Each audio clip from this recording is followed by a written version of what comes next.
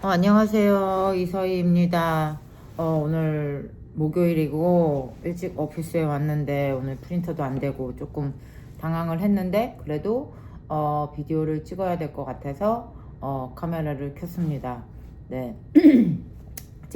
제가 그동안 지금 프린터가 안 돼가지고 제가 지금 컴퓨터 화면을 보면서 얘기하니까, 그리고 지금 오피스라니까 원래 평소에 목소리가 상당히 큰데 좀 조용조용히 얘기할게요. 한국말로 하니까. 예, 그래서 제가 그 전까지 지금 한 번, 두 번, 왜 저기 프리스쿨 그 다음에 저학년 운동이 왜 그 아이들한테 중요한지, 스페셜리 장애 학생들한테 왜 중요한지를 했는데, 제가 고등학교 세컨더리죠, 미국은 왜 중요한지를 좀 찍어보고 싶어서 동영상을 켰습니다. 많은 부모님들이, 저도 그렇고 세컨더리 넘어가면서 한국으로는 고학년이죠. 문제 행동도 심해지고 또 힘도 또 강해지고, 그러니까 지금 가르치는데도 힘들고 또 뭘 시키는데도 힘든데, 좀 이런 거를 제가 말하는 거를 조금 고려해서 하면은 좀 그래도 딱 지금 당장 힘들어도 앞으로 또 다른 베니핏이 있으니까 그런 거에 좀 초점을 마시고 한번 생각해보는 시간을 가졌으면 좋겠습니다.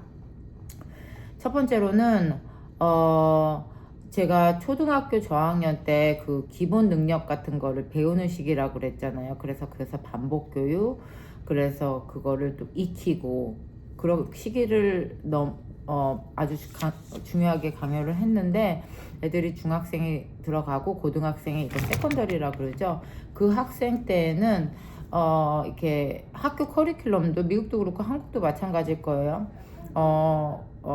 팀 스포츠 위주로 돼 있고, 미국은 대부분 거의. 그 다음에 이렇게 팀 스포츠를 요구를 하면서, 팀 스포츠를 요구한다는 게 단순히 그 아이들의 운동 기능을 보는 게 아니고 누군가와 같이 협업을 한다는지, 그 다음에 무슨 팀 스포츠를 할 때 룰을 인지해서 그걸 적용을 하는지, 그 다음에 그 상황 어떻게 돌아가는지를 또 자신이 판단해서 어떻게 그 팀 안에서 운동을 할 수 있는지, 그 다음에 같이 또래 아이들과 같이 운동을 할 수 있는지, 이게 커리큘럼이, 이게 목적이거든요. 그래서 단순히 그 시기에는 학교도 그렇고 학교 밖에서도 그렇고 운동 능력을 가르쳐야 된다, 제가 저학년에 강요했던 것처럼 그 운동 능력을 가르쳐 준다 보다 그 운동력을 바탕으로 정말 스포츠에 어떻게 적용하는지를 배우는 시기라서, 만약에 우리 아이들이, 장애 아이들이 그 시기에 어렸을 때 저학년 때 그 운동 능력을 제대로 갖추고 연습할 기회가 없었다면은 세컨더리, 중학교, 고등학교 들어가면은 더 힘들어지는 경우가 있어요. 그래서 통합체육 수업을 하고, 한국도 그렇고 미국도 그렇고 연구를 통해서 우리 아이들이 정말 일반 비장애 아이들과 들어가가지고 차별 아닌 차별을 겪고, 그 안에서 외로움을 겪고 아무것도 따라가지 못할 시기가 세컨더리거든요. 초등학교, 중학교. 그래서 그 부모님들이 그거를 인지하셔서 제가 저학년 때 말씀하셨듯이 그 운동 능력을 좀 강화를 하고, 저는 교육자 입장에서는 장애 아이들이 세컨더리를 가르칠 때 그 운동 능력이 없으면 그걸 다시 가르치는데, 많은 선생님들이 그렇게 다시 가르친다기 하는 것보다도 그냥 우리 아이들을 일반 아이들과 같이 함께 참여하는 프로그램을 같이 가고 있어요. 스페셜리 통합체육에서는. 그래서 부모님들이 이걸 잘 아셔야 될 것 같은데, 운동은 그때 세컨더리, 중학교, 고등학교 넘어가는 시기에는 단순히 운동을 한다는 것보다다 그 스포츠를 익히고 또 졸업을 하고 성인이 되어서도 그것을 즐길 수 있는 능력을 배우는 시기예요. 그게 단순히 나를 위주를 통해서, 그게 다른 팀 안에서 다른 사람들과 상호 관계에서. 그래서 우리 아이들이 다시 한번 말씀드리겠지만, 그 운동 능력이 많이 떨어지면은 세컨더리 들어가가지고 하기가 힘들어요. 그래서 부모님한테 뭐 조그마한 조언을 드린다면은, 만약에 운동 능력이 떨어지시면은 그 아이들이 세컨더리라도 중학교, 고등학교라도 운동 능력을 좀 배우는 거를 초점을 주시고, 단순히 세컨더리 들어가서 우리가 농구, 축구, 뭐 팀 스포츠 그 아이들이 안 해요라기보다도 그 안에서 무슨 베니핏을 얻을 수 있는지, 그리고 단순히 운동을 떠나서 다른 거를 많이 배울 수 있거든요. 이게 뭐 카그니티브도 그렇고 뭐 그다음에 인지 능력도 그렇고 누군가와 상호작용을 할 수 있는 걸 배우기 때문에 단순히 운동을 배운다 이런 걸 떠나서 그 아이가 그 팀 스포츠를 통하고 세컨더리 커리큘럼에서 뭐를 배울 수 있는지 를 좀 인지를 하셨으면 좋겠어요. 그래서 IEP 미팅 한국도 그렇고 미국도 들어가서 우리 아이들가 그 체육 수업 시간에 뭘 하는지 어느 정도 하는지 그 다음에 무엇이 부족한지를 좀 알아서 부모님들이 이거를 좀 인지를 하셨으면 좋겠어요. 다시 한번 강조해 드리겠는데 세컨더리 중학교 고등학교 들어가면 그 아이들이 그 전에 배웠던 거 그 운동 기능을 어떻게 적용하는 시기예요. 그래서 많은 부모님들이 우리 아이들이 안 한다 못한다 그렇게 떠나서 많이 포기를 하시는데 그러면 어떻게 안 하고 어떻게 못하는 거를 먼저 진단을 하셔서 그걸 연습하는 시간을 좀 많이 가지셨으면 좋겠습니다.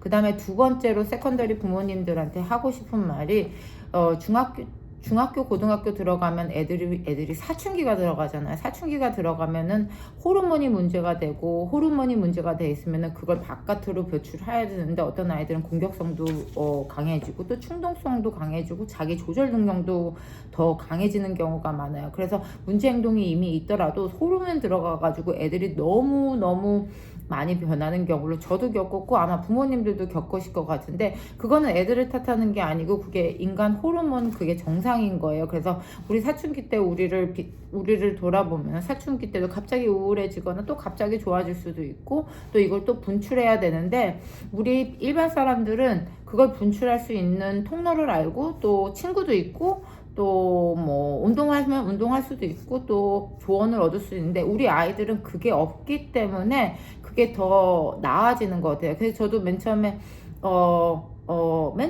이 아이들을 가르치는데 충동성 문제를 제어한다고 많이 생각을 했었는데 이렇게 점점 더 가르쳐다 보니까 이 아이들이가 그 호르몬 때문에 공격성과 충동성과 이런 건 당연하다는 거를 좀 제가 교사 입장으로서나 연구자 입장으로서나 많이 인지를 하려고 노력을 하는 것 같아요. 이 아이들은 지금 호르몬 때문에 문제가 안에서 좀 힘들구나. 그래서 이걸 어떻게 밖으로 배출할 수 있지? 그렇게 생각해보면 부모님도 다 아시겠지만 운동밖에 없을 것 같아요. 그래서 부모님들이 잘 생각해 보시면 학교 커리큘럼이 초등학교, 중학교, 고등학교 넘어가면서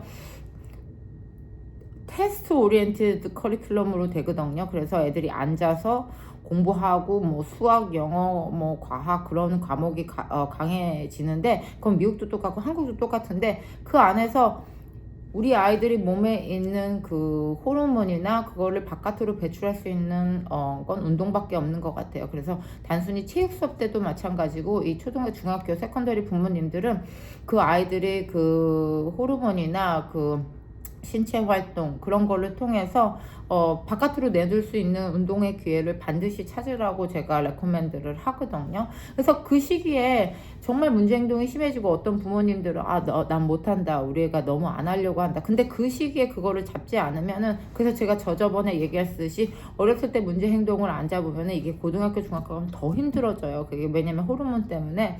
그래서 그것을 안 잡으면 고등학교 때까지 만약 포기를 하면은 성인 때는 더 힘들어서 어떤 부모님들은 아예 손을 놓아버리는 경우가 있을 거예요. 있는 것도 저도 많이 봤거든요. 그래서 힘드시더라도 그 아이들이 힘든 건 당연한 걸 좀 인지를 하시고 그럼 이 힘든 거를 어떻게 조절하고 다스리는 거에 조금 초점을 맞추셨으면 좋겠어요. 그렇게 하는 거는 뭐 운동밖에 없다고 생각해 보세요. 이렇게 세컨더리 들어가면은 많은 부모님들이 ABA 하는 것도 줄어드실 것이고 다른 음악 치료나 뭐 스피치 같은 것도 많이 안 하실 건데 가만히 생각하시면 운동을 가장 중요하고 많이 시켜야 되는 시기가 세컨더리라고 생각을 합니다.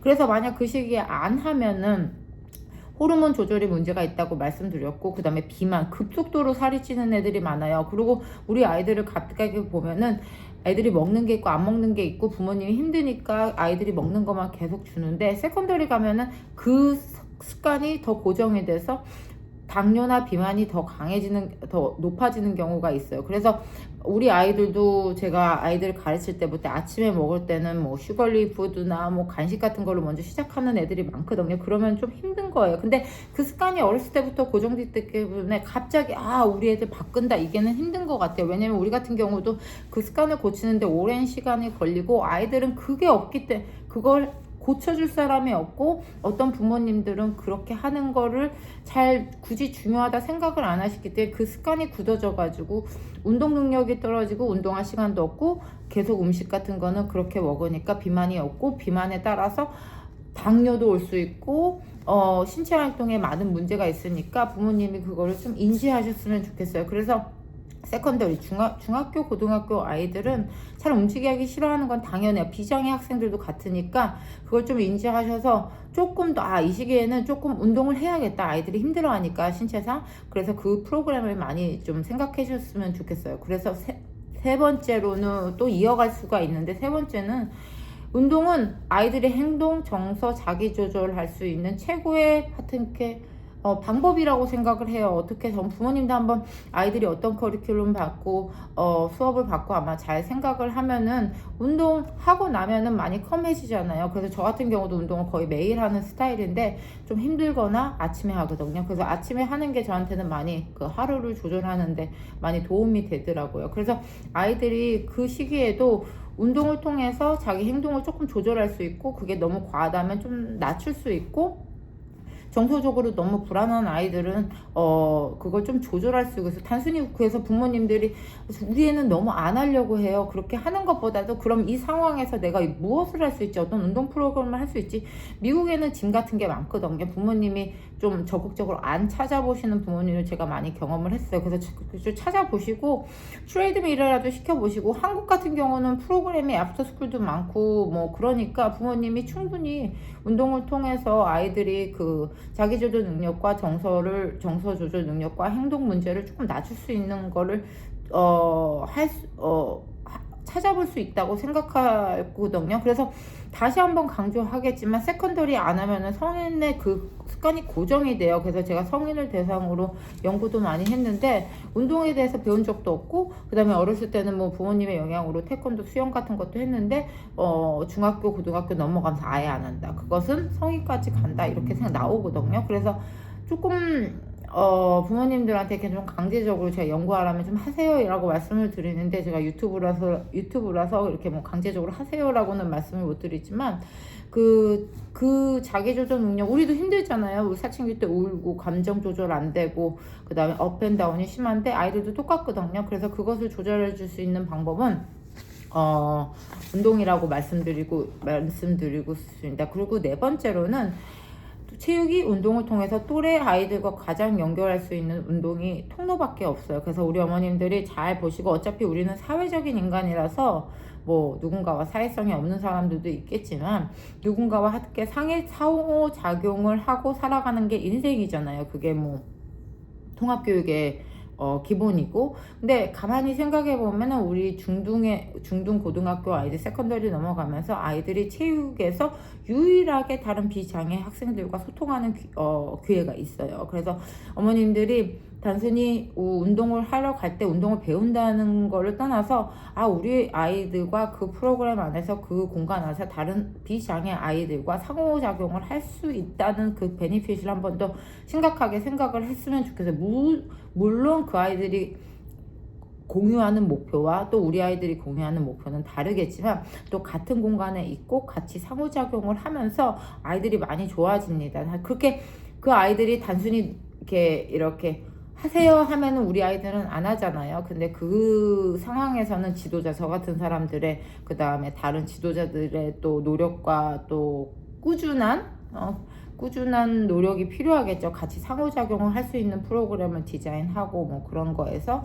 하지만 부모님 입장에서는 무조건 스페셜 올림픽이라든지 또 커뮤니티에 또 인클루전 할 수 있는 프로그램이 있고, 또 체육, 뭐 테니스라든지 뭐 찾아보면 많아요. 그러니까 무조건 우리 애가 안 해요에 포커스를 두고 여기서 어떤 베니핏을 내가 우리 아이한테 보낼 수 있는가를 좀 생각하셔서 그 프로그램을 시작하는 게 좋은 것 같습니다. 이거는 정확하거든요. 우리 아이들이 만약에 문제 행동이 있다, 우리도 이렇게 조금 좋은 사고, 뭐 매너가 좋은 사람 있고, 좀 이렇게, 그런 사람 있으면 그런 사람들의 행동을 배우고 싶잖아요. 우리 아이들도 똑같거든요. 우리 아이들이 지금 만약에 문제 행동이 있고 좀 어렵다. 그럼 좋은 그룹이랑 같이 활동을 하면은 그 아이들도 그 행동을 이미트해요. 카피를 한단 말이죠. 그래서 지금 이런 상황에서는 좀 이렇게 조용해야 되는구나. 이런 상황에서는 기다려야 되는구나. 이런 상황에서 이렇게.